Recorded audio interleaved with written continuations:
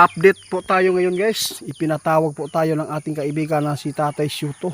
Hindi ko inaasahan po ito ngayon na kakakapi ko lang. Agad po tayong napasugod dito dahil po sa nakita ng ating kaibigan na mga lugar na maghanda ngayon dahil po hindi po natin alam yung sinasabi po nilang tsunami, no? Kahit ang mga natutulog na mga bulkan hindi pa rin natin alam, baka magkakos pa rin ito ng magkos gapon ni og tsunami kining pagpapatuloy na pagyanig ng lupa dito sa Mindanao, no kaibigan. Tay, maraming salamat po sa inyo. Grabe, hindi ko po natapos yung kape. Parang napaka-emergency yata yung ipinapaabot po nyo. Ano?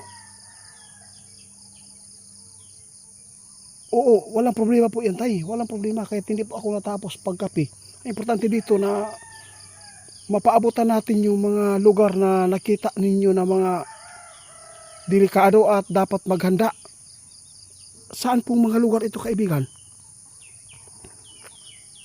Alam po ninyo guys, kahapon lang na may nangyari talaga na pagyanig, no?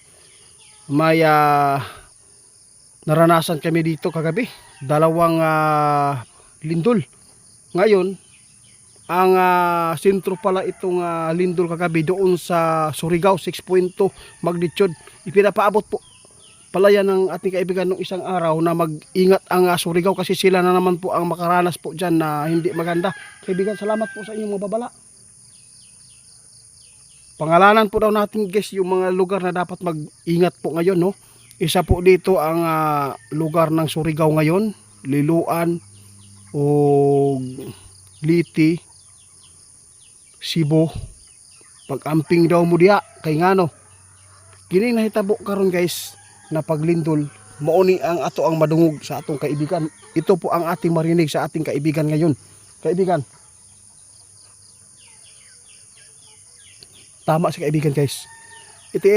Dapat mag-ingat ang mga tao na lugar na binanggit natin kasi nakitaan po talaga na lang ating kaibigan guys. Yung lindol sa Mindanao 7.6, pataas ng pataas ang yanig nito guys, no? Kaya dapat po daw talaga mag-ingat kahit hindi man pumutok ang mga bulkan sa ilalim ng dagat, pero mag-ingat pa rin tayo kasi magkukos din ito.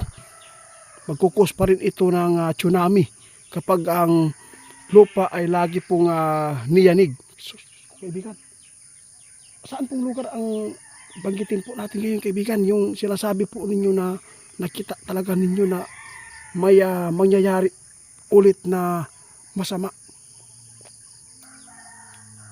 Patay. Guys, Mindanao man eh. Mati, mag-amping mo mati, no? Nakikita ng ating kaibigan. Kung unsa man ang nahitabo diya, mautruhan pa gyud yapon na. Davao mag-amping gyud. Kaibigan, salamat po sa inyong babala. Before po ako magpapatuloy sa pag tatanong sa ating kaibigan ngayon guys, i-plug ko lang si Ghost Hunter 88 fans. Hindi yan ako. Ha? Ginaya lang po niya yung ano natin YouTube channel. Ginaya po niya, dinugtungan po niya ng fans, no? Hindi yan sa akin. Kapag meron kayo na napanood na mga channel na Ghost Hunter 88 fans, ibig sabihin yan, hindi yan ako. Scammer yan. Mag-ingat po kayo. Lalo na sa TikTok. Trending po ang mga video ko dyan. Ninakaw po niya. Lahat po ng malinlang, no? Kung na-scam man kayo, pwede po ninyong kasuhan yan. Kaibigan, Diyos ko po, ano pong mangyayari dito? Bakit po ganito na ang nangyayari po dito sa bansa natin guys? Grabe na. No, ana si kaibigan karon guys, mag-amping jud tanan. Kaya nga no, kining gibanggit na mga lugar mo na ang dapat daw karon na muhawa mo di sa inyong dagat dool. Grabe na pula naman siguro ni ako ang kuan guys. Cellphone na full na ang mga video ba na palong man, no? Ipagpatuloy pa rin natin guys. Sa lahat po ng napaabutan po namin ngayon na mga binabanggit po ng ating kaibigan na mga tawag dito, kanang matamaan aning mga sunod na lindol. Kasi natakot si kaibigan, nagkaroon tayo ng mataas na intensity dito, yung pagyanig 7.6. Posible itong mas lalo pa itong madadagdagan po yung no, yung lindol na malakas, aabot pa ito ng 8. Kung sino man po ang mga lugar na dapat na maghanda, ang nakakatakot lang po dito yung mga tao talaga na ayaw maniwala sa P-Volx na umalis sa malapit sa dagat, kasi malapit na po talaga ang sinasabi po natin na kalamidad na maraming taong mawawala. Kaya huwag po natin hintayin na isa po kayo dito sa masali sa casualty, no? Ang sa amo lang gibuhat ng ato ang amigo karon ani guys, para dili mo magkumpiyansa diha, kay ngano wala gyud repli ang kinabuhi kung madaganan na gyud ta. Sakit kayo nas pamilya, kaibigan, di ba?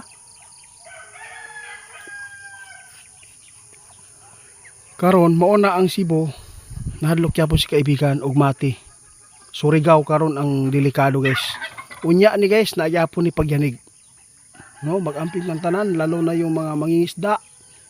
Ayaw mo og pugos, no? Wag po ninyong ipilit sarili po ninyo diyan para lang kumita. Nakasalalay talaga ang buhay ninyo, no? Sa yung buhay ng pamilya po ninyo, nakasalalay po sa inyo. Yung mga magulang diyan na naghahanap buhay sa dagat, mag-ingat po kayo dahil hindi na po normal ang ating mundo. Mag-ingat po kayo kay Ghost Hunter 88 fans, hindi yan sa akin scammer po yan. Salamat.